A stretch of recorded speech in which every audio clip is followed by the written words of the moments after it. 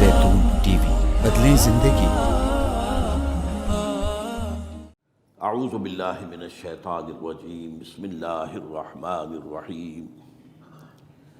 وَإِذْ قَالَتْ أُمَّةٌ مِّنْهُمْ لِمَ تَعِظُونَ قَوْمًا اللَّهُ مُهْلِكُهُمْ أَوْ مُعَذِّبُهُمْ عَذَابًا شَدِيدًا قَالُوا مَعْذِرَةً إِلَىٰ رَبِّكُمْ وَلَعَلَّهُمْ يَتَّقُونَ۔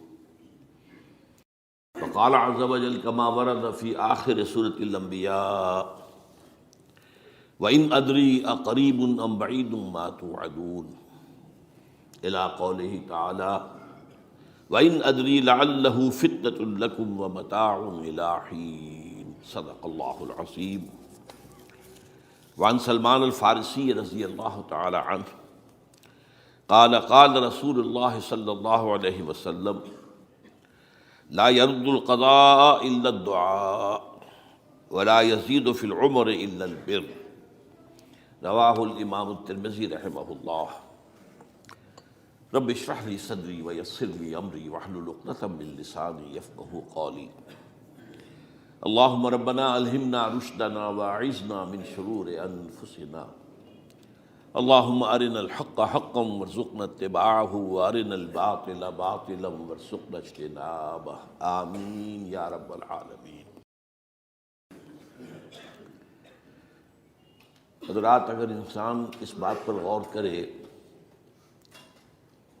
کہ انسانی زندگی کی سب سے یقینی شے کون سی ہے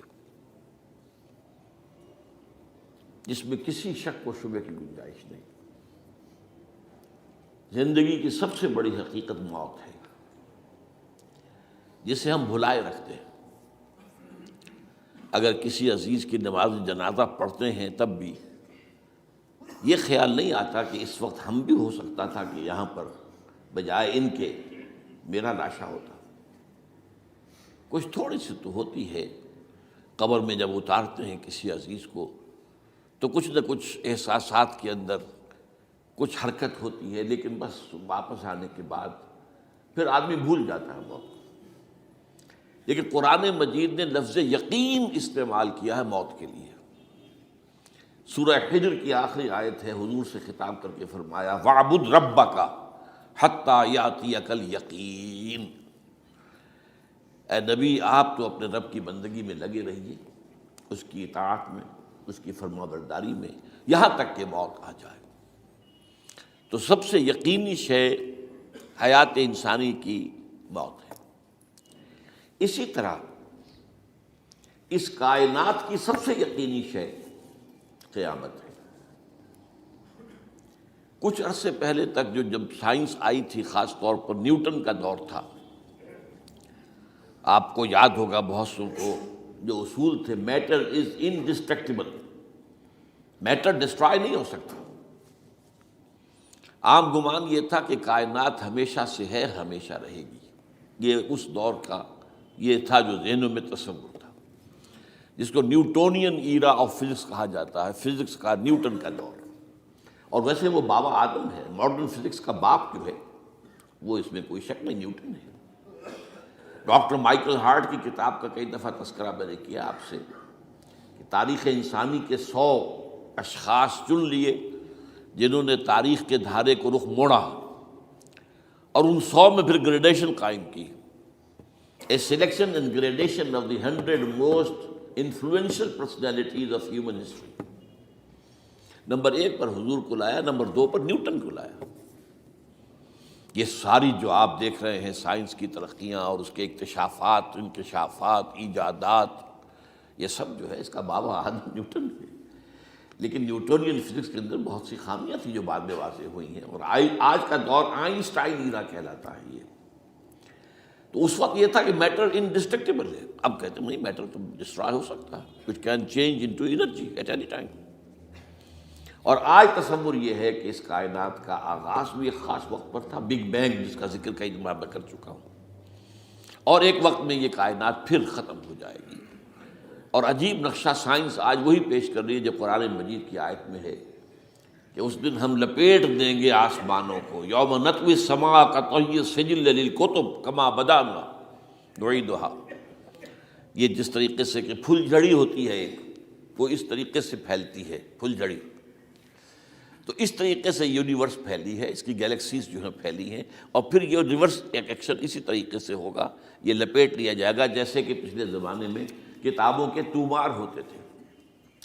کتابیں اس طرح کی نہیں ہوتی تھی مجلد جو آپ دیکھتے ہیں، بلکہ یہ کہ ایک کاغذ ہو گیا پورا لکھ لیا، اب یہاں پر کچھ گوند لگایا، دوسرا کاغذ لگا دیا، اس کو طے کر لیا، اب اس کے بعد تیسرا کاغذ یہاں لگا دیا، یہ طے کرتے چلے آ رہے ہیں. اس کو اسکرولز کہتے تھے.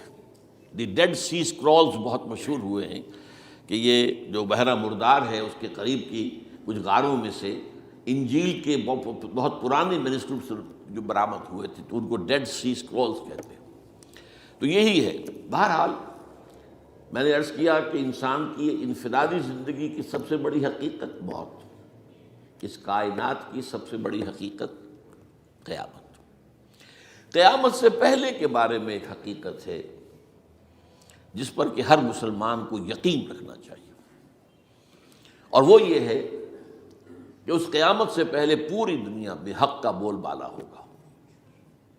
اچھا، یہ وہ بات ہے جو دنیا کے اکثر مذاہب میں ہے، اکثر مذاہب میں، اور خاص طور پر جو 3 یہ مذاہب ہیں جنہیں ابراہیمی مذاہب کہا جاتا ہے، یہودیت، عیسائیت اور اسلام، میں تو صراحت کے ساتھ ہے.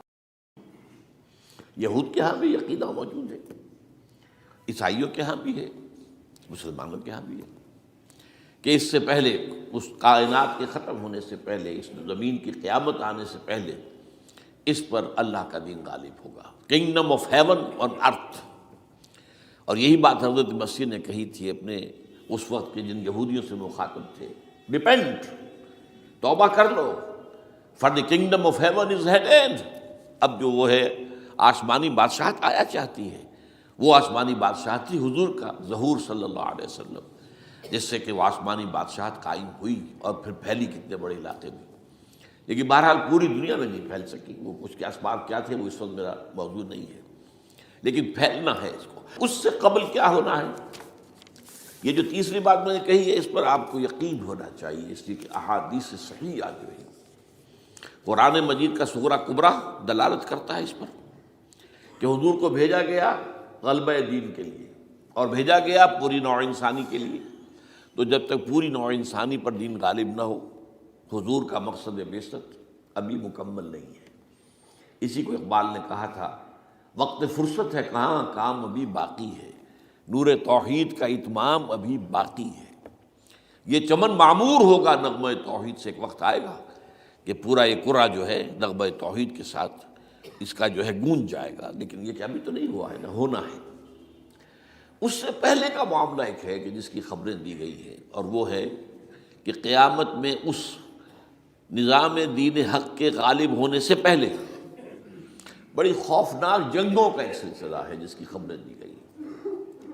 یہ یہود کے ہاں بھی ہیں خبریں موجود، عیسائیوں کے ہاں بھی ہیں. جو بائبل کا آخری باب ہے، ریولیشنز آف سینٹ جان، وہ کاشفات یوحنا ترجمہ کیا جاتا ہے، اور حضور کی احادیث میں بھی موجود ہے. ملاحم، باب الملاحم، یہ بہت سی کتابوں کے اندر باقاعدہ ابواب ہیں. ایک باب، باب الملاحم، جنگوں کا باب. ان میں سے ایک جنگ وہ ہے جسے کہا ہے اس یوحنا کی مکاشفات میں آرمگیدان، اور غالباً اسی کو حضور نے قرار دیا ہے الملحمۃ العظمیٰ، عظیم ترین جنگ، الملحمۃ الکبریٰ. تو یہ بھی یقینی چیزیں ہیں کہ جو ہونے والی ہیں. یہ ملاحم کیوں ہوں گے؟ آپ اس میں اچھی طرح سمجھ لیجئے کہ اس میں ایک تو ہے عذاب اکبر جو آئے گا یہودیوں پر، ایک ہے عذاب اصغر جو آئے گا مسلمانوں پر. میں نے یہ آج سے 20 سال پہلے کتاب لکھی تھی، وہ جو مختلف، پہلے تو وہ نوائے وقت کے اندر کالم کی شکل میں شائع ہوئی تھی، پھر یہ کہ موجودہ اور سابقہ مسلمان امتوں کا ماضی، حال اور مستقبل، غالباً اس وقت آؤٹ آف پرنٹ ہے وہ کتاب.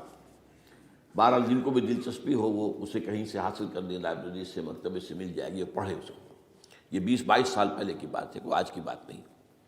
تو اس میں ان تمام چیزوں کا میں نے تذکرہ کیا ہے، اس لیے کہ عذاب اکبر اس کو کہتے ہیں کہ کسی قوم کا نام و نشان مٹا دیا جائے. یہ عذاب اکبر آتا تھا صرف ان قوموں پر جن کے طرف رسول بھیجے گئے اور قوموں نے بحث کے مجموعی رسولوں کا انکار کیا.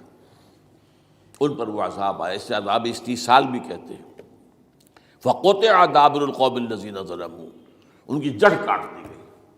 ایک جڑ کاٹنا ہوتا ہے، درخت کو کاٹنا ہوتا ہے، درخت تو کٹے گا تو پھر دوبارہ جڑ میں سے شاید وہ نکل آئے، لیکن نہیں، جڑ سے اکھیڑ۔ لا یرا الا مساکنہم، یہ عذاب جو ہے اب کسی قوم پر نہیں آ سکتا، اس لیے کہ اب کوئی رسول تو آئے گا ہی نہیں، لیکن ایک قوم پر یہ تاریخ کے قرضے کی حیثیت سے موجود ہے، اور وہ قوم یہود ہے۔ ان کی طرف رسول بھیجے گئے حضرت عیسیٰ ابن مریم، رسولا الی بنی اسرائیل، اور انہوں نے یہ بات تو بہت دور کی تھی کہ مانتے انہیں اور ان پر ایمان لاتے، الٹا جو کچھ کیا ہے آپ کو معلوم ہے، انہیں ولد الزنا قرار دیا، جادوگر قرار دیا، واجب القتل قرار دیا، اور اپنے بس پڑتے سولی پر چڑھوا کر دم لیا۔ حالانکہ بار ہوا یہ نہیں ہے، اللہ نے انہیں اس سے پہلے ہی زندہ اٹھا لیا آسمان پر، دوبارہ وہ آئیں گے۔ بہرحال لیکن اس قوم کے اوپر وہ عذاب جو ہے وہ قرض ہے تاریخ کا، وہ قرض ادا ہوگا۔ حضرت مسیح علیہ السلام ہی آئیں گے دوبارہ، اور ان کے ہاتھوں اس امت کا خاتمہ ہوگا، ایک ایک فرد ختم ہو جائے گا۔ یہ جب میں نے یہ باتیں کہی تھی تو امریکہ میں یہودیوں نے بڑا شور مچایا، میرے خلاف جو ہے ان کی ایک مہم نکلی یہودیوں کی طرف سے کہ اس کی کتابیں وغیرہ، اس کے ویب سائٹ بند کرو، یہ جو ہے اینٹی سیمیٹک ہے، یہ کہتا ہے سب یہودی قتل ہو جائیں گے۔ یہاں پر بھی جو میرے ساتھ ایک ڈائلاگ کرنے کے لیے کوئی 12-13 پروفیسر آئے تھے امریکہ وغیرہ سے، ان میں سے جو یہودی تھا تو اس نے بہت ناراضگی کا اظہار کیا، آپ کہتے ہیں سارے یہودی ختم کر دیے جائیں گے، یہ بات ظاہر بات ہے پیلیٹیبل نہیں ہے۔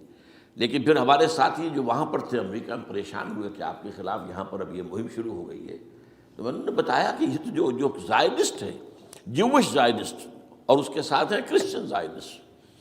کرسچن زائنسٹ کا رسالہ نکلتا ہے ٹرمپٹ، دی فلاڈلفیا ٹرمپٹ، اس کے مدیر نے خود لکھا ہے کہ 80% یہودی قتل ہو جائیں گے۔ اس کو میں نے یوں سمجھا ہے کہ 20% وہ ہوں گے کہ جو حضرت مسیح کی آمد ثانی پر ایمان لے آئیں گے، وہ بچ جائیں گے، لیکن باقی جو اڑے رہیں گے اس کے بعد بھی تو وہ ختم کیے جائیں گے۔ تو یہ عذاب الاکبر جو ہے تاریخ کا ایک قرض ہے کہ جو ادا ہوگا، ورنہ کسی اور قوم پر یہ عذاب اکبر اب نہیں آ سکتا۔ لیکن دوسرے درجے میں یہ عذاب ہوگا امت مسلمہ پر۔ امت مسلمہ بھی تو عذاب کی مستحق ہو گئی، وہ عذاب جو یہودیوں پر بہت پہلے آئے تھے، ضربت علیہم الذلۃ والمسکنۃ وباؤوا بغضب من اللہ، یہ تھا کہ نہیں تھا؟ حالانکہ انہوں تو یہ خیال تھا کہ we are the chosen people of the lord, ہم تو اللہ کی منتخب قوم ہے، وی آر دی، قرآن کہتا ہے کہ ان کا قول یہ تھا نحن ابناء اللہ واحباؤہ، ہم تو اللہ کے بیٹوں کی طرح ہیں اور اللہ کی جو ہے بہت چہیتے ہیں۔ کہ عذاب آئے، نبوکڈنضر کے ہاتھوں آیا، اسیرینز کے ہاتھوں آیا، پھر یونانیوں کے ہاتھوں، الیگزینڈر دی گریٹ کے ہاتھوں آیا، پھر رومنوں کے ذریعے سے آیا، اور پچھلی صدی میں جرمنوں کے ذریعے سے آیا۔ تو عذاب آئے، یہ عذاب تو، لیکن قوم ختم نہیں ہوئی، وہ عذاب اکبر نہیں تھے، یہ عذاب مختلف حصوں میں آئے اور بڑی بڑی تباہیاں آئیں، لیکن وہ عذاب اکبر نہیں تھے۔ اسی طرح کے عذاب ہم پر بھی آئے، ہم پر کروسیڈرز آئے اور لاکھوں مسلمان قتل ہوئے۔ یروشلم ہمارے ہاتھ سے 88 برس تک نکلا رہا، اور اس پر عیسائیوں کا قبضہ رہا، ندیاں خون کی بہہ گئی مسلمانوں کی، اور پورا میڈیٹرینین کا ایریا جو ہے تقریباً قبضے میں رہا ہے عیسائیوں کی۔ پورا یورپ اس وقت آیا تھا، یہ جو کروسیڈ 250 برس تک وہ جاری رہے، waves after waves of the crusaders coming and attacking and conquering this cities, یہ جتنی بھی فلسطین وغیرہ کا علاقہ ہے اس کے اندر بھی ان کا اثار ہے، اور شام کا علاقہ ساحلی۔ پھر آپ کو معلوم ہے ہمارے اوپر عذاب اس سے بھی بڑا، اس سے کئی گنا بڑا آیا تاتاریوں کے ہاتھوں، کروڑوں کے قریب انسان جو ہے مسلمان قتل ہوئے۔ پھر اس کے بعد آپ کو معلوم ہے کہ پھر یہ یورپین کولونیلزم آ گیا، جیسے ان پر آئے تھے یونانی اور پھر رومی اور اب پھر جرمن، ہم پر آئے انگریز آئے، کہیں ولندیزی آئے، کہیں ڈچ آئے، کہیں ہسپانوی آئے، کہیں اطالوی آئے، کہیں اسپینیئرز آئے، اور پورا کا پورا عالم اسلام ان کے زیر نگی آیا کہ نہیں آیا، دی کلونیل ایرا جسے آپ کہتے ہیں۔ تو وہ عذاب ابھی اس امت کے اوپر اور باقی ہے، ایک قرض ہے، اور وہ کیا ہے؟ یہ کلونیل ایرا جب ختم ہوا ہے، ہم آزاد ہونے شروع ہوئے، اب یہ ہمارے لیے ایک امتحان کا مرحلہ تھا بہت بڑا۔ آزاد ہو کر تم کیا کرتے ہو؟ پہلے تو ہم کہہ سکتے ہیں کیا کریں، ہمارے اوپر تو ہم تو مجبور ہیں، ہمیں غلام بنا لیا انگریزوں نے آ کر، ہمیں فرانسیسیوں نے غلام بنا لیا، ہمیں اطالویوں نے غلام بنا لیا، ان کی طاقت کے آگے ہم بے بس ہیں، لاچار ہیں. ٹھیک ہے، لیکن اب آزادی دے کر فَيَنظُرَ كَيْفَ تَعْمَلُونَ، اب تمہیں آزادیاں دے کر پھر اللہ دیکھے گا تم کرتے کیا، کیا کیا ہم نے. جو مسلمان قوم ملک آزاد ہوا اس نے یا تو اپنا قبلہ بنایا واشنگٹن کو یا بنایا ماسکو کو، کسی نے قرآن کو اپنا امام نہیں بنایا. دعائیں مانگتے ہیں وَاجْعَلْهُ لَنَا إِمَامًا وَنُورًا وَهُدًى سب، لیکن اس کو امام بنانا، اپنا امام بنانا، اس کے پیچھے چلنا، اس کے احکام کو نافذ کرنا، اس کی شریعت کی تنفیذ کرنا، یہ اس کی تہذیب، اس کا تمدن دیا ہوا، اس کا معاشی نظام دیا ہوا، اس کو قائم کرنا، زیرو زیرو. اس لیے بہت بڑے عذاب کے ہم مستحق ہیں. بات کڑوی ہے، اچھی نہیں لگے گی، لیکن میں یہ آج سے نہیں کہہ رہا ہوں، میں سن 80 سے یہ باتیں کر رہا ہوں. نوٹ کر دیجیے اس بات کو. البتہ اس میں یہ ہے کہ اس امت کا معاملہ سب کا ایک جیسا نہیں، لیسو سواء، جیسے سورہ آل عمران میں کہا گیا ہے کہ یہ اہل کتاب بھی سب ایک جیسے نہیں، ان میں بھی کچھ نہ کچھ نیک لوگ تھے. امت قائمۃ آناء اللیل، راتوں کو کھڑے رہنے والے، عبادت کرنے والے موجود تھے. عیسائیوں میں احبار اور رہبان جو تھے وہ بڑے نیک لوگ تھے، اس وقت بھی موجود تھے. لیکن بحثیت مجموعی کا معاملہ کیا ہے اس کو دیکھنا پڑتا ہے نا، بحثیت مجموعی صورتحال کیا ہے. تو صورتحال کیا ہے کہ ہم نے کہیں بھی اللہ کے دین کو قائم نہیں کیا. مذہب تو ہے، لیکن ظاہر بات ہے کہ جرم جو ہے تو پوری امت کا، لیکن سب برابر نہیں ہے. سب سے بڑے مجرم عرب مسلمان. کیوں؟ انہیں اللہ نے جو مقام دیا وہ کسی اور کو نہیں دیا. حضور ان میں سے تھے، یہ رتبہ بلند ملا جس کو مل گیا، رسول عربی ہے نا. نمبر 2، ان کی مادری زبان میں اللہ کی کتاب موجود ہے، انہیں اس کو سمجھنے کے لیے کوئی نئی زبان پڑھنے کی ضرورت نہیں ہے. کوئی ہمارے لیے تو یہ صرف پڑھیں، نحو پڑھیں، یہ پڑھیں، وہ پڑھیں، تب کہیں جا کر اپنی آنکھ سے قرآن پڑھیں، ورنہ ترجمہ پر گزارا کریں. ترجمہ ظاہر بات ہے انسپائر نہیں کر سکتا آدمی. ترجمہ تو سیکنڈ ہینڈ نالج ہے. جب آپ ترجمہ پڑھ رہے ہیں تو گویا کہ آپ اس مترجم کی آنکھ سے پڑھ رہے ہیں، اپنی آنکھ سے تو نہیں پڑھ رہے. لہٰذا یہ سب سے بڑا عذاب تو ان پر آنا ہے. وہ جو میں بیان کر چکا ہوں گریٹر اسرائیل کے قیام کا معاملہ کیا ہے، تباہی تو انہی ملکوں پر آئے گی نا. وہ شام ہے، عراق ہے، اس کے لیے پہلا قدم اٹھایا تھا، ابھی تو اس کو ناکام بنا دیا ہے. اللہ تعالیٰ کی جو بھی حکمت ہے. جو عراق پر حملہ تھا وہ اصل میں اس لیے تھا کہ گریٹر اسرائیل کی طرف پہلا قدم تھا. شیرون نے کہہ دیا تھا، یہ جو پڑا ہوا ابھی کہیں مرا نہیں ہے، اس نے کہا تھا جیسے ہی یہ صدام کی حکومت ختم ہوئی ہے، اس کے مجسمے گرائے گئے ہیں کہ عن قریب عراق پر ہمارا قبضہ ہوگا. یہ اصل میں تھا اس گریٹر اسرائیل کی طرف پہلا قدم. لیکن بہرحال ہونا نقشے جو اب آ رہے ہیں دنیا میں، اب تو بہت عام ہو گیا. 1906 سے 2006 سے چھپا ہوا نقشہ ہے وہ، اور ہمارے اخبارات میں اس کا آدھا ابھی آیا ہے، باقی آدھا تو دیا ہی نہیں گیا. باقی آدھا ہے مڈل ایسٹ سے متعلق. وہاں جو نئی تقسیم ہونی ہے، عراق کے 3 حصے ہونے ہی. ایک حصہ کردستان کے ساتھ مل جائے گا، وہ گریٹر کردستان، ایران کا کردستان، عراق کا کردستان، ترکی کا کردستان ملا کر ایک کردستان. جیسے ہمارے ہاں پاکستان کا بلوچستان، افغانستان کا بلوچستان اور ایران کا بلوچستان ملا کر گریٹر بلوچستان بنے گا. یہ ان کے نقشہ، یہ نقشہ تو اس میں دیا گیا ہے جو اب اخبارات میں چھپے. وہ اگلا حصہ جو ہے وہ میں آپ کو بتا رہا ہوں. اور جو سعودی عرب کے ٹکڑے ہوں گے کہ ایک چھوٹی سی ریاست بنا دی جائے گی مکہ مدینہ شہروں کے اوپر مشتمل. یہ ویٹیکان ہوگا، جیسے ویٹیکان سٹی ہے روم کے اندر، یہ عیسائیوں کا ایک بڑا مرکز ہے، تو ایک چھوٹی سی حکومت اسے کہتے ہیں، علیحدہ ہے. وہاں اطالوی حکومت کا قبضہ نہیں ہے، وہاں پہ ان کی اپنی حکومت ہے، پوپ کی حکومت ہے.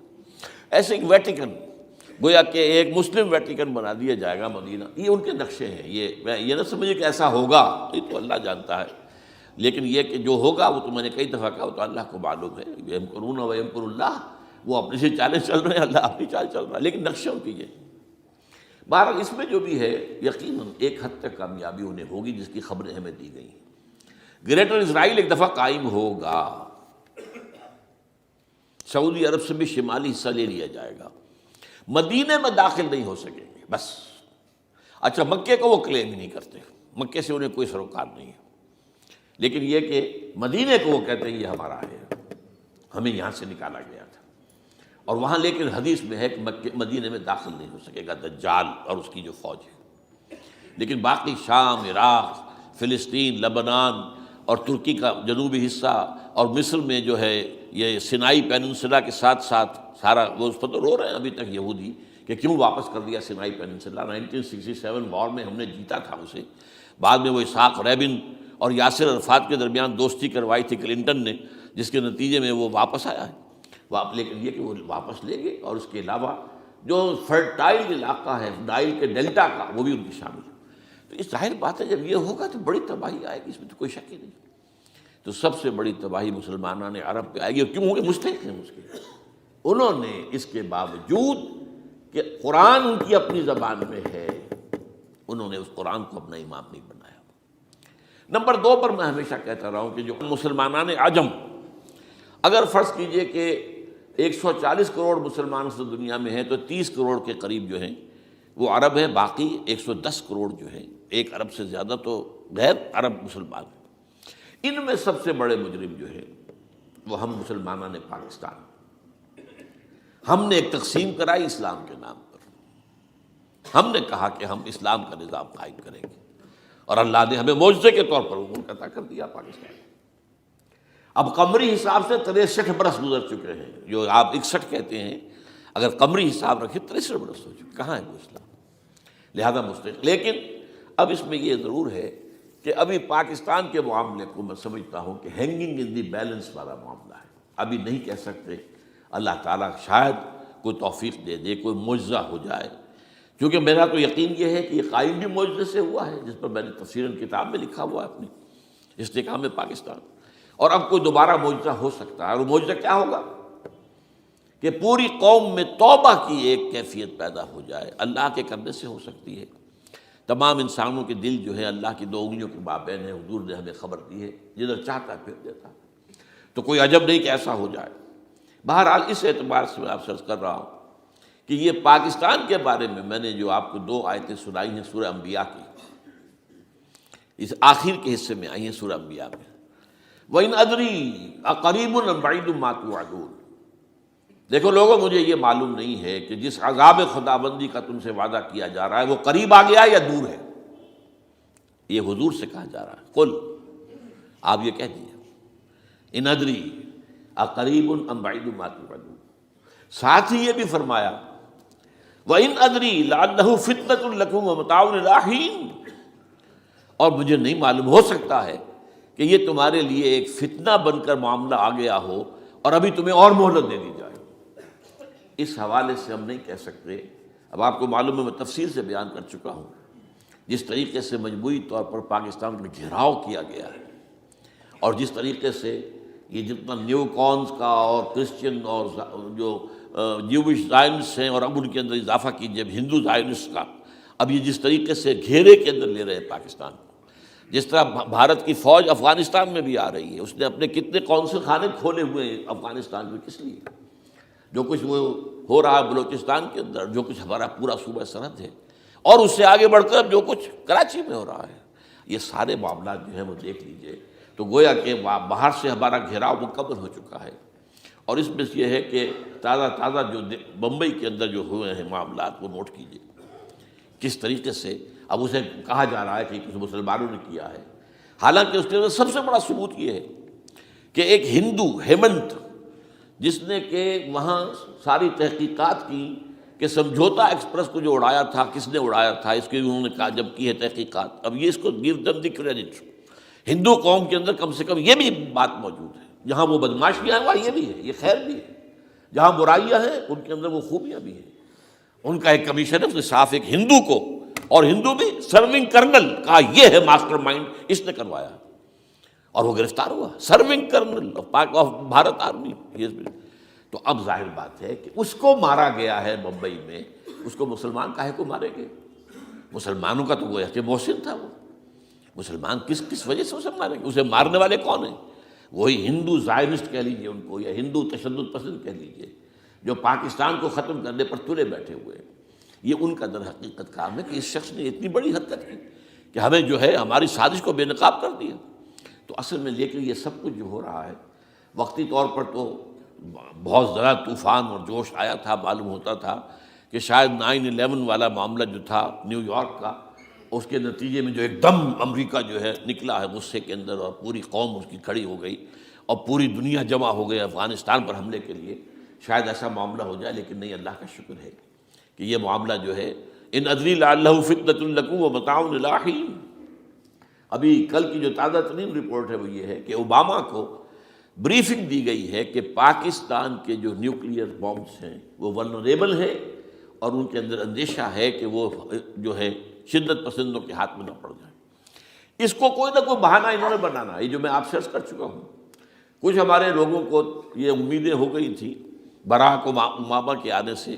یہ میں نے پھر اس کے بعد ایک مضمون میں پڑھا ہے، آپ کے لیے بھی نئی بات ہوگی. براک کا لفظ جو ہے اس میں یہ بھی اسلامی ہے، یہ برکت سے ہے، اس لیے کہ اس کا باپ جو ہے وہ سواحلی علاقے کا، سواحلی زبان جو ہے، کینیا کا ساحلی علاقہ جو ہے وہ سواحلی زبان جو ہے اس میں عربی کی بڑی آمیزش ہے، کیونکہ وہ تو بہت قریب ہے نا، عرب سے کتنا فاصلہ ہے، وہ درمیان میں وہ ریڈ سی ہے، بڑا چھوٹا سا سمندر ہے، تو سواحلی زبان میں عربی اثرات ہیں.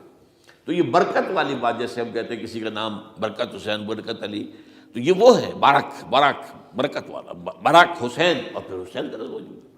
تو اس سے بڑی توقعات ہو گئی تھی، لیکن نظر یہ آ رہا ہے کہ جو بش کا ایجنڈا تھا، اس لیے کہ اصل میں اس کی پالیسی بنانے والے میں آپ کو بتا چکا ہوں کوئی ایک فرد نہیں ہوتا وہاں تو پورے ادارے ہیں، بڑے بڑے تھنک ٹینکس ہیں.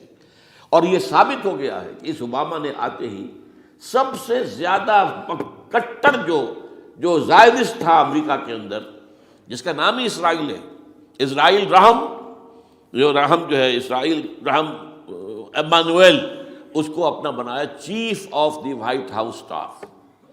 اور یہ وہ شخص ہوتا ہے کہ جو گویا کہ جس کے گھیرے میں ہوتا ہے صدر امریکہ کا. صدر سے کون مل سکتا ہے یہی فیصلہ کرے گا، کون نہیں مل سکتا یہ فیصلہ کرے گا، کون سی رپورٹ صدر تک جائے گی یہ فیصلہ کرے گا، کون سی رپورٹ روک لی جائے گی یہ فیصلہ کرے گا. تو گویا کہ صدر کے کان بھی ہو، صدر کی آنکھ بھی ہو، لہذا صدر جو ہے اس کے تو اوپر اس کا گھیرا ہوتا ہو. اور اس سے بھی آگے بڑھ کر نوٹ کیجیے، میں نے آپ کو پہلے بتایا بھی تھا، ساؤتھ ایشیا کے لیے اس نے اپنا ایڈوائزر بنایا ہے ایک ہندو کو. اس کا نام ہے سونال شاہ.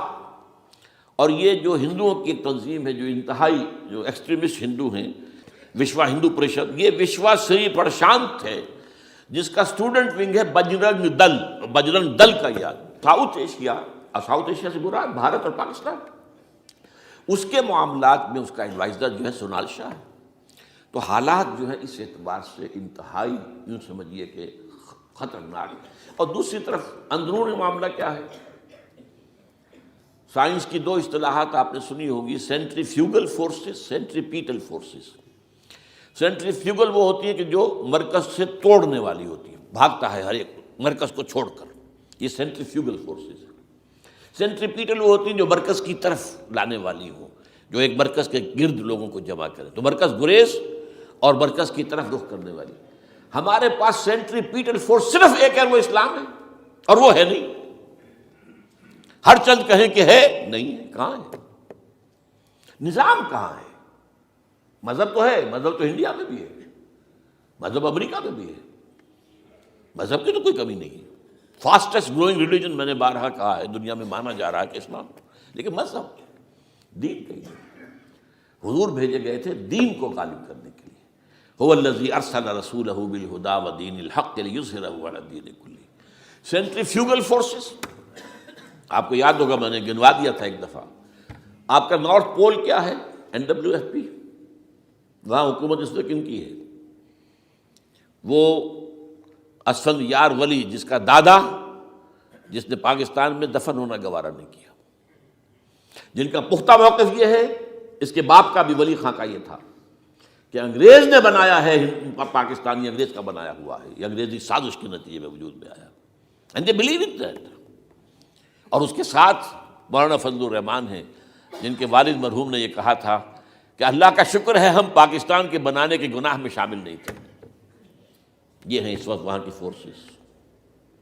اور جنوب میں نہ معلوم کب سے ان کا نقشہ بن رہا ہے، جب سے یہ MQM قائم ہوئی تھی. مہاجر قومی موومنٹ تھی، بعد میں انہوں نے اپنا رنگ بدلا ہے، کچھ تبدیل کیا ہے، لیکن یہ کہ اصل میں تو وہی ہے. گرگٹ رنگ بدل رہے تو اس کی فطرت تو نہیں بدلتی، ہے تو وہی اردو سپیکنگ. اور اب جو ہنگامے ہو رہے ہیں وہ پختون اور اردو سپیکنگ کے درمیان ہنگامے ہو رہے ہیں، اور زیادہ پٹھانوں کو مارا جا رہا ہے، ان کی دکانیں جلائی جا رہی ہیں. یہ بسیں جتنی جلتی ہیں وہ اس لیے کہ زیادہ تر ٹرانسپورٹ جو ہے وہاں پر وہ پختونوں کے ہاتھ میں ہے. یہ وزیری وغیرہ لوگ جو ہے محسود ہیں، یہ لوگ ہیں وہاں پر جو ہے. اکثر و بیشتر بہت سے مساجد کے اندر آپ کو جو امام ملیں گے وہ پٹھان ملیں گے، جو پہرے دار ملیں گے وہ پٹھان ملیں گے. بہت بڑی تعداد ہے، لیکن یہ کہ اس کے اوپر وہاں پر فساد شروع ہو گیا. بلوچستان کا معاملہ سب کو معلوم ہے. تو اندرونی طور پر جو سینٹریپیٹل فورس ہو سکتی تھی اس کو ہم نے کیا نہیں مضبوط، کمزور سے کمزور تک کرتے چلے گئے. اور اب جو کچھ ہو رہا ہے، اب مضامین آ رہے ہیں، آئلی قوانین میں تبدیلیاں کیوں کی جا رہی ہیں. یہ جو کانفرنس ہوئی تھی جو UNO کے اندر، بیجنگ +5 کانفرنس، جو بات اس میں طے ہو اس میں یہ تھا طلاق کے معاملے میں مرد اور عورت کو بالکل برابر کر دیا جائے. اب وہی کر رہے ہیں آپ. یہ سفاری آئی کائے کے لیے؟ جیسے مرد طلاق دے سکتا ہے عورت بھی طلاق دے سکتا ہے. اسلام میں یہ نہیں ہے. اسلام میں یہ ہے کہ عورت طلاق لے سکتی ہے، دے نہیں سکتی. وہ لے گی یا تو شوہر سے خود کہے بھائی تم مجھے آزاد کر دو، تم نے مجھے مہر دیا تھا میں واپس کرتی ہوں، یا یہ آدھا لے لو. یا یہ ہے کہ وہ اپنے بڑوں سے، بزرگوں سے، اور اس کے بڑوں بزرگوں کو بیچ میں ڈالے، یا عدالت میں جائے. عدالت اگر کو قائل کر دے گی کہ عدالت کے واقعی اس کے معاملات ان کے صحیح اب نہیں نبھ سکتے، وہ سیپریٹ کر دیں گے. وہ ایک ہے خلا لی جا سکتی ہے، طلاق دی نہیں جا سکتی. یہ فرق رکھا گیا. اسلام میں مرد اور عورت اسینشلی برابر ہیں. As human beings they are equal. کوئی فرق نہیں، کوئی اونچا نہیں، کوئی نیچا نہیں. جو بھی انسان کے اندر شرف انسانیت ہے، اشرف المخلوقات ہونے کا جو مقام حاصل ہے، وہ مرد کو بھی عورت کو بھی ہے. ان میں کوئی فرق نہیں. لیکن جب ایک مرد اور ایک عورت مل کر ایک خاندان کی بنیاد ڈالتے ہیں، اب وہ برابر نہیں ہے. الرجال قوامون علی النساء. کوئی بھی انسٹیٹیوشن ہو اس میں دو برابر کے سربراہ نہیں ہو سکتے. دونوں کا اختیار ایک جیسا ہو تو کیسے چلے گی گاڑی؟ چل ہی نہیں سکتی. آپ ڈائریکٹر جو ہے 100 بنا لیں، مینیجنگ ڈائریکٹر ایک ہوگا. ظاہر بات ہے دو تو نہیں ہو سکتے. لہذا انسٹیٹیوشن فیملی کے لیے اسلام نے جو نظام دیا ہے، یہی طلاق کا معاملہ ہے، وراثت کا معاملہ ہے. عورت کے ذمے کچھ اور کام لگائے ہیں، مردوں کے ذمے کچھ اور کام لگائے ہیں. مرد ذمہ دار ہے، کفیل ہے، لہذا وراثت میں اس والد کی طرف سے اسے 2 حصہ ملتا ہے. لڑکی کی کوئی ذمہ داری ہے ہی نہیں. وہ تو بلکہ شادی بھی ہوگی تو شوہر سے مہر لے گی، لڑکا شادی کرے گا تو مہر دے گا. تو یہ تمام چیزیں جو ہیں آرٹیکولیٹڈ ہیں، یہ ایک دوسرے کے ساتھ منطقی طور پر جڑی ہوئی ہیں، اور وہ جو ہے تباہ کرنے کر تلے ہوئے ہیں ہمارے خاندانی نظام کو. عورت اور مرد کو برابر کر دیا جائے. یہ سارا، اور اس سے پہلے جو آیا تھا معاملہ وہ بھی تقریباً یہ ہے کہ زنا کے معاملے سے جو خوف ہو سکتا تھا عورت کو وہ ختم ہو جائے. اس لیے کہ عورت کا معاملہ کیا ہے، اگر زنا سے حمل رہ گیا تو اس کا ثبوت تو آ گیا، کوئی اور گواہ ہے یا نہیں ہے، یہ حمل کہاں سے لائی ہو تم؟ ٹھیک ہے، طے کیا کر دیا. پرچہ بھی درج نہیں ہو سکتا اس کا جب تک کہ 4 چشمدید گواہ جا کر کسی مجسٹریٹ کے سامنے گواہی نہ دیں کہ ہم نے اپنی آنکھوں سے دیکھا ہے، تب پرچہ درج ہوگا. تحقیق اس کے بعد ہوگی. یہ کہاں ہوگا؟ اس کا مطلب ہے وہ خوف ختم، جو خوف ہو سکتا تھا، جو عورت کو روکتا ہے. ایک تو یہ کہ ہمارے ہاں وہ جو بھی آبادی کا معاملہ تھا اور یہ جو برتھ کنٹرول کے معاملے نے آ کر خوف ختم کیے تھے، اور اس کی باقاعدہ جو ہے امریکہ میں، یورپ میں تعلیم دی جاتی ہے. ٹین ایجرز کو اسکولوں کے اندر سکھایا جاتا ہے کہ تم جو چاہو کرو، لیکن یہ کہ یہ ذرا یہ احتیاط کرو. بس اللہ خیر سمجھ. وہی اسی رنگ پر ہماری تہذیب کو لے جانا چاہتے ہیں. اب یہ دونوں نقشے ایسے ہیں کہ جس کے نتیجے میں، جیسا کہ میں نے عرض کیا، محسوس ایسا ہوتا ہے. یہ میں ابھی کہہ رہا ہوں، میں یقین سے نہیں کہہ سکتا. وَإِنْ أَدْرِي لَعَلَّهُ فِتْنَةٌ لَكُمْ وَمَتَاعٌ إِلَىٰ حِينٍ. ہو سکتا ہے، ہوپنگ اگینسٹ ہوپ، ہو سکتا ہے کوئی معجزہ آ جائے اللہ تعالیٰ کی طرف سے. جیسے کہ پہلے معجزہ آیا تھا تو خدایا آن کرم بارے دیگر کو نے اللہ دوبارہ بھی معجزہ دکھا، اور ان تمام سختیوں سے، ان تمام سے ہمیں گزار کر اس کا امکان موجود ہے. امکان کو میں نفی نہیں کر سکتا، اس لیے کہ اللہ کی قدرت ہے. یخرج الحی من المیت، مردے سے زندہ کو برآمد کرتا ہے. ایک قوم مر چکی ہو، اس میں سے ایک زندہ قوم برآمد ہو جائے. جیسا کہ میں نے پچھلے سال جو تحریک چلی تھی، جو وہ کلا کے میں نے کہا تھا کہ مجھے یہ گمان ہوا کہ میں یہ سمجھ بیٹھا تھا کہ یہ قوم بالکل مر چکی ہے، لیکن نہیں، جان ہے۔ یہ میں اس سے پہلے یہ جملہ کہا کرتا تھا، it's no use whipping the dead horse, لیکن میں نے کہا نہیں، جان ہے اس میں۔ ہمارے ہاں کا پڑھا لکھا طبقہ، تعلیم یافتہ لوگ، انہوں نے جو سختیاں جھیلی ہیں، جس طریقے سے کہ مصائب برداشت کر کے انہوں نے اس تحریک کو برقرار رکھا ہے، اب تک رکھا ہوا ہے، یہ بہت بڑا کارنامہ ہے، اور اس سے معلوم ہوتا ہے، اس سے کچھ نہ کچھ امید کی کوئی کرن پھوٹتی نظر آتی ہے۔ لیکن باقی جو لوگ کہتے ہیں کہ نہیں بس یہ تو بنا ہے اللہ کے حکم سے اور قائم رہے گا، ان سے میں کہا کرتا ہوں کہ وہ اللہ کی سنت سے واقف نہیں ہے۔ اللہ کی سنت سزا کی بھی تو ہے نا۔ اللہ تعالیٰ رسی دراز کرتا ہے، ایک دم کھینچ بھی لیتا ہے، یہ بھی اللہ کی سنت ہے۔ مہلت دیتا ہے، پھر ایک دم جو ہے ایک وقت کے اوپر آ کر فیصلہ بھی کر دیتا ہے۔ تو عجب نہیں، ڈرتے رہنا چاہیے، کچھ پتہ نہیں۔ ما غرک بربک الکریم، یہ قرآن مجید میں یہ مضمون کئی بار آیا ہے کہ لوگوں کو بعض اوقات شیطان جو ہے یہ دھوکہ، اللہ بڑا کریم ہے، بڑا غفور ہے، بڑا رحم کرنے والا۔ بھائی وہ کریم ہے، غفور ہے، لیکن منتقم بھی ہے۔ انا من المجرمین منتقمون، ہم ان مجرموں سے انتقام لے کر رہیں گے۔ وہ تو منتقم بھی تو ہے، وہ سزا بھی تو دیتا ہے۔ اس نے جہنم جو ہے یہ کوئی ڈیکوریشن پیس کے طور پر تو نہیں بنائی ہے، کس لیے بنائی ہے؟ وہ تو ہم نے فیصلہ کیا، لَأَمْلَأَنَّ جَهَنَّمَ مِنَ الْجِنَّةِ وَالنَّاسِ أَجْمَعِينَ، یہ میں نے طے کیا ہوا ہے۔ تو اللہ تعالیٰ جو ہے سزا بھی دیتا ہے، تو اللہ تعالیٰ ہمیں اس سے بچائے۔ بہرحال ہو سکتا ہے کہ اس کے بعد بھی اللہ تعالیٰ ہمیں اور مہلت دے دے، اور اس مہلت کے لیے اس کرنے کا کام کیا ہے؟ کرنے کا کام یہ ہوگا دعا اور توبہ۔ پہلے توبہ کی جائے پھر دعا، ورنہ دعا قبول نہیں ہوتی۔ پہلا کام توبہ ہے۔ یا ایھا الذین آمنوا توبوا الی اللہ توبۃ نصوحا، اے اہل ایمان اللہ کی جناب میں توبہ کرو، خالص توبہ۔ کیا مطلب ہے؟ اپنی زندگیوں میں سے شریعت کے خلاف، ویسے بھی اخلاقیات کے خلاف، جھوٹ، دغا، فریب، دھوکہ، غبن، سب کو ختم کرو۔ سود، بے پردگی، عریانی، فحاشی ختم کرو۔ طے کر لو کہ کوئی شخص شریعت کے خلاف اور اخلاقیات کے خلاف، صرف شریعت نہیں، ایک بنیادی انسانی اخلاقیات ہوتی ہیں، ہم اس کے سارے تقاضے پورے کر دیں جو ہمارے یہاں ختم ہو چکے ہیں۔ میں نے جیسا کہ بارہا کہا ہے کہ اس وقت دنیا کی سب سے بڑی منافق ترین قوم جو ہے مسلمانان پاکستان ہے۔ جھوٹ اور وعدہ خلافی اور اس کے ساتھ جو ہے وہ غبن کا معاملہ جتنا ہمارے ہاں ہے، آپ پوری دنیا میں آپ کو کہیں نہیں ملے گا۔ تو اس لیے پہلے توبہ کی جائے اور پھر دعا کی جائے۔ اس لیے میں نے آپ کو حدیث سنائی ہے کہ اللہ کے فیصلے کو بھی کبھی کبھی دعا جو ہے لوٹا دیتی ہے، لیکن وہ دعا کب ہو؟ جب آپ نے اللہ کے ساتھ اپنا معاملہ صحیح کر لیا ہو۔ فرمایا حضور نے، جو میں نے ترمذی کی روایت آپ کو سنائی، لا يرد القضاء الا الدعاء، اللہ کا فیصلہ بھی کبھی کبھی اللہ تعالیٰ کسی فیصلے کو مؤخر کر دیتا ہے۔ حضرت یونس علیہ السلام کی قوم پر اللہ کا فیصلہ آ چکا تھا، عذاب کے آثار شروع ہو چکے تھے، پوری قوم نے توبہ کی، اللہ تعالیٰ نے عذاب کو جو ہے وہ وہاں سے ہٹا لیا ان کے سروں پر سے، اور ایک مدت تک کے لیے انہیں مہلت بخشی دے دی۔ تو اس کے لیے تو یہ ہے کہ توبہ کی جائے اور دعا کی جائے، اور اس میں یہ ہے کہ اس میں اس توبہ کا ایک حصہ لازماً یہ ہونا چاہیے کہ ہم طے کر لیں کہ اللہ اب مجھے اپنی بہترین توانائیاں، اپنی قوتیں، صلاحیتیں، وسائل خرچ کرنے ہیں اور تیرے دین کو قائم کرنے کے لیے۔ اس کے لیے کسی نہ کسی جماعت کے اندر، جس کو بھی آدمی سمجھے کہ ہاں یہ بہترین جماعت ہے، یہ صحیح ترین جماعت ہے، یہ واقعی اسلام کو قائم کرنے کے لیے کام کر رہے ہیں، اور واقعی اس طریقے سے کر رہے ہیں جس طریقے سے وہ ہو سکتا ہے، اگر آپ اس پر لیکن لازم سمجھیں لا اسلام الا بالجماعہ، کوئی اسلام نہیں ہے جماعت کے بغیر۔ یہ حضرت عمر رضی اللہ تعالیٰ عنہ قول ہے، اور حضور کی حدیثیں تو میں نے بارہا آپ کو سنائی ہے۔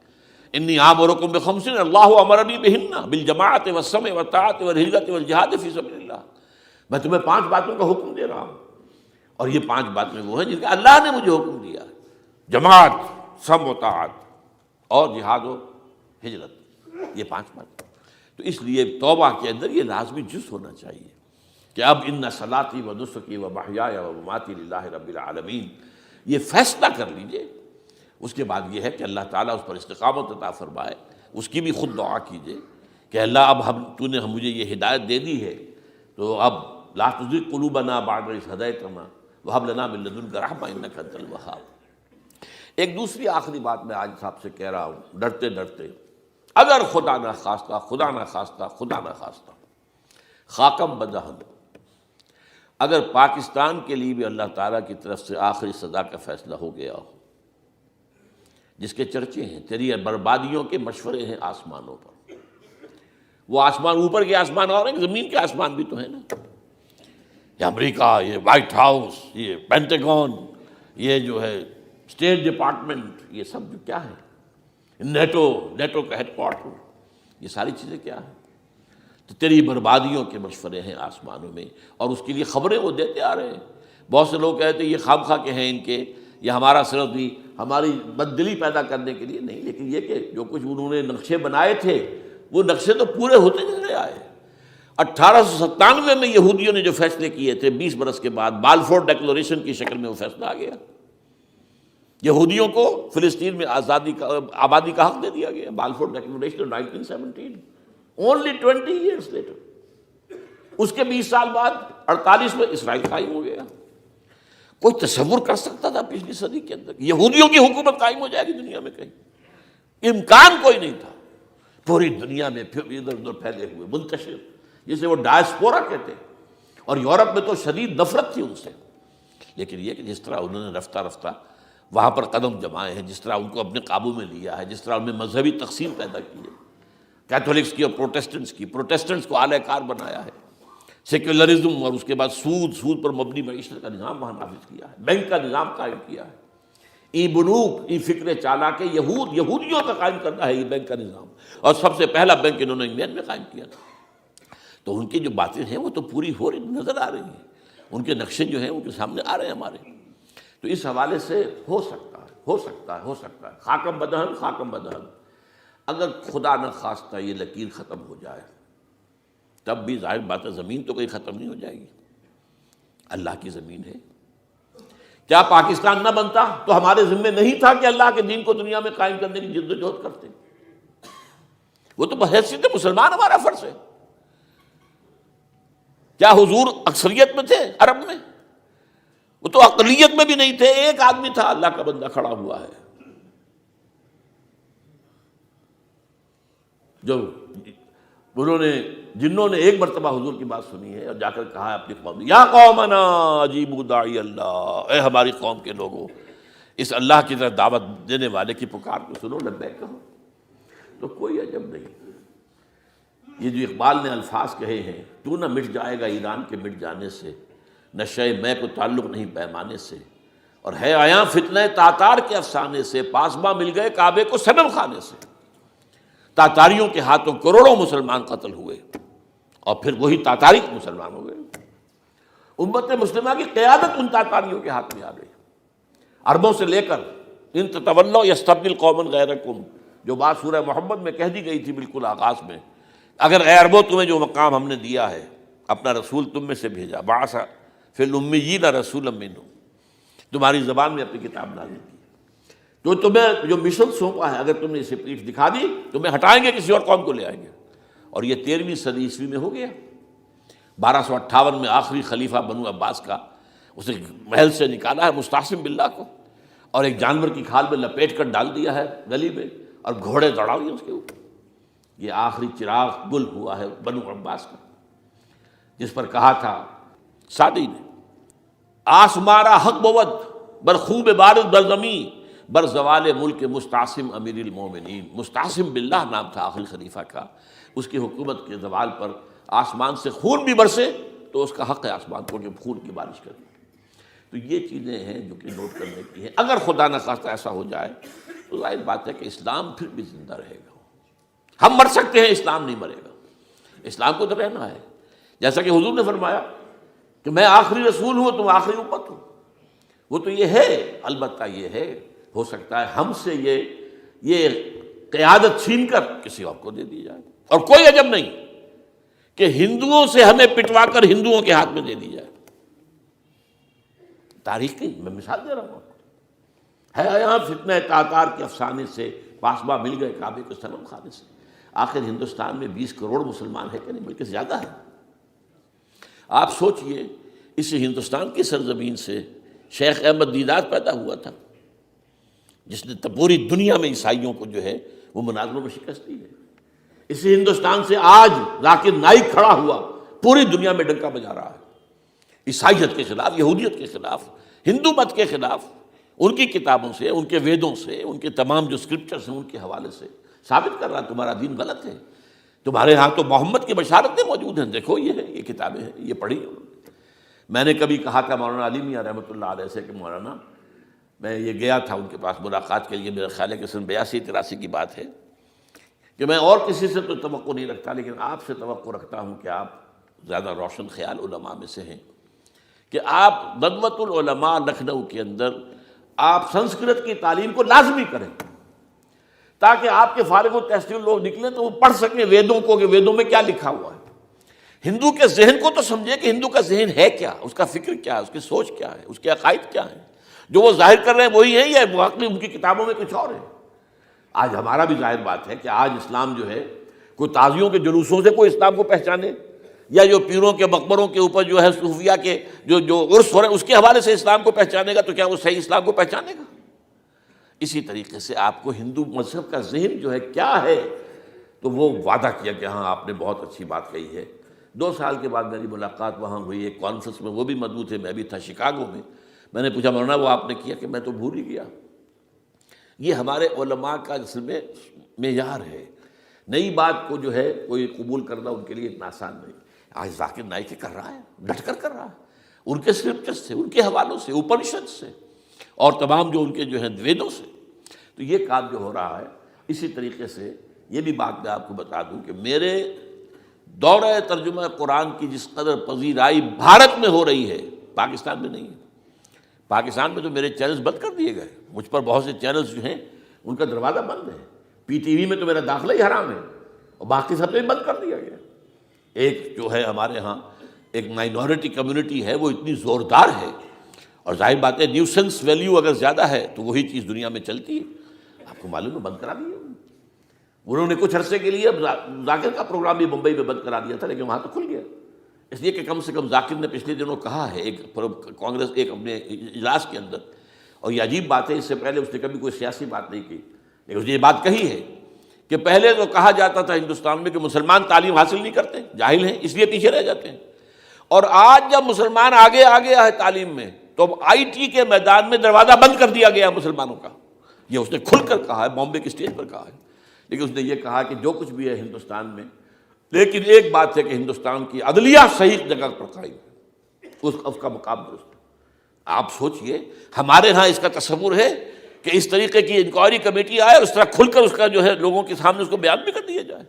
ہمارے ہاں تو کسی انکوائری کمیٹی کی رپورٹ آج تک سامنے آتی ہی نہیں، سب بند، کوئی کمیٹی جو بھی کچھ ہو جائے، اس کے بعد کسی کو پکڑنا، سرونگ کرنیل کو پکڑ لینا، تو عدلیہ قائم ہے۔ جیسے کہ کبھی چرچل نے کہا تھا جب بے انتہا تباہی ہو گئی تھی سیکنڈ ورلڈ وار میں، اور لوگ آئے کہ برباد ہو گئے، تباہ ہو گیا، یہ ہو گیا وہ، اس نے کہا یہ بتاؤ کہ برطانیہ میں عدالتیں کام کر رہی ہیں؟ کہ ہاں، بس ٹھیک ہے، پھر یہ ملک قائم رہے گا۔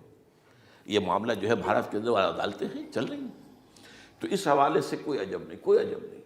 ہمیں اصل میں جیسا کہ میں نے کہا تھا کہ ہم وطن پرست نہیں ہیں، ہم زمین پرست نہیں ہیں، وندے ماترم یہ ہمارا ترانہ نہیں ہے، زمین کے پجاری نہیں ہیں، ہمیں پاکستان سے محبت ہے اور پاکستان کا دفاع کریں گے۔ اور بڑے عمدہ بات ہے کہ اس موقع پر جو ہے تمام ہماری جو اپوزیشن پارٹیز ہیں وہ جا کر جمع ہو گئی ہیں، آل پارٹیز کانفرنس کے اندر یکجہتی کا ثبوت دیا ہے۔ یہ اسلام کے لیے ہونا چاہیے، صرف ایک خطہ زمین کے لیے نہیں۔ اصل میں شے جو ہے ہمیں جو مقصود ہے وہ اسلام ہے۔ تو کوئی عجب نہیں ہے کہ جس طریقے سے پچھلے دنوں ہمارے یہ بہت اہم آدمی ہیں، آپ کو معلوم سید قاسم محمود صاحب بے شمار کتابوں کے مصنف ہیں، یہ دلی گئے تھے اور اس سے آگے بھی گئے مختلف جو ہیں یو پی کے شہروں میں، انہوں نے واپس اگر جو خط لکھا تھا پھر ندائے خلافت میں شائع بھی کر دیا تھا کہ وہاں تک گلی کوچوں میں آپ کا نام گونج رہا ہے، اس درجے وہاں پر یہ درس قرآن کا معاملہ جو ہے۔